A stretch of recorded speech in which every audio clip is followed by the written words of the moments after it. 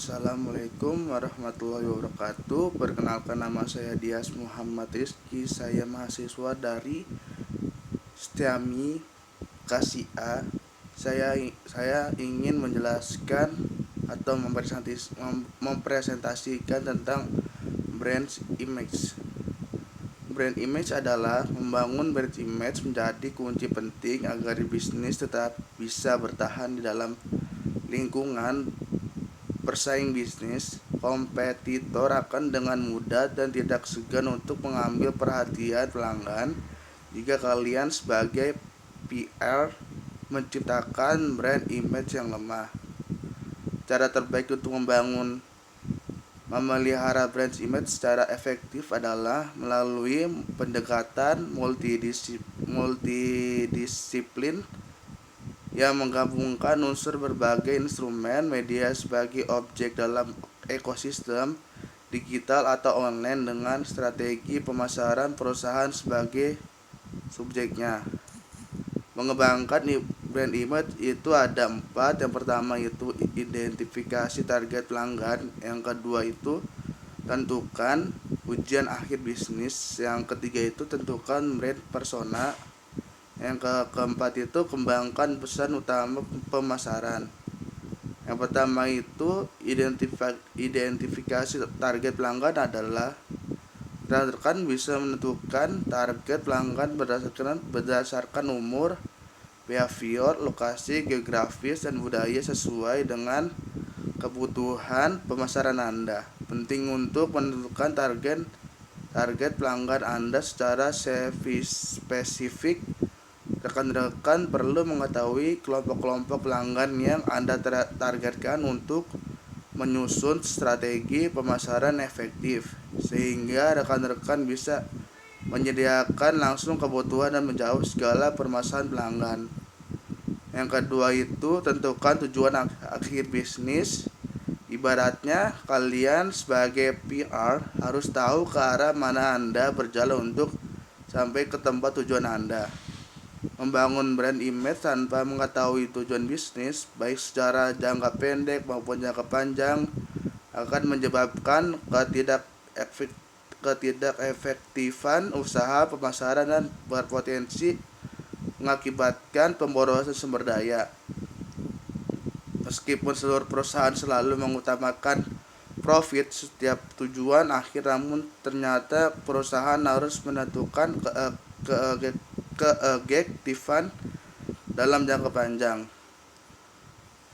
Yang ketiga itu tentukan brand persona Anda. Pesan-pesan utama pemasaran perusahaan akan menjadi hal yang paling penting agar pelanggan atau calon pelanggan berminat untuk mengenal dan membeli brand. Pesan tersebut harus menggabungkan aspek-aspek unik dari brand, nilai tambah yang melebihi ekspektasi pelanggan, dan sentuhan pribadi atau personality Anda sebagai pemilik bisnis kepada pelanggan. Contohnya itu, kampus hadirkan pemicu untuk menarik konsumen seperti beasiswa, kelas, program cicilan, atau diskon prestasi. Yang terakhir itu kembangkan pesan utama pemasaran. Setelah menentukan target pelanggan dan tujuan akhir bisnis, PR dapat mulai membangun personal merek Anda. Personal ini yang akan membentuk citra atau image dari perusahaan. Personal yang ada harus bisa menarik perhatian pelanggan dan mengartikulasikan pembeda produk perusahaan dengan produk milik kompetitor, karena personal merek menjadi penerjemah brand image perusahaan. Instrumen promosi brand itu ada 3. Yang pertama itu public relation atau PR. Yang ketiga itu konten pemasaran. Ketiga itu media sosial. Yang pertama itu public relation atau PR. Posisi PR bisa terbilang sebagai subdivisi pemasaran bisnis perusahaan.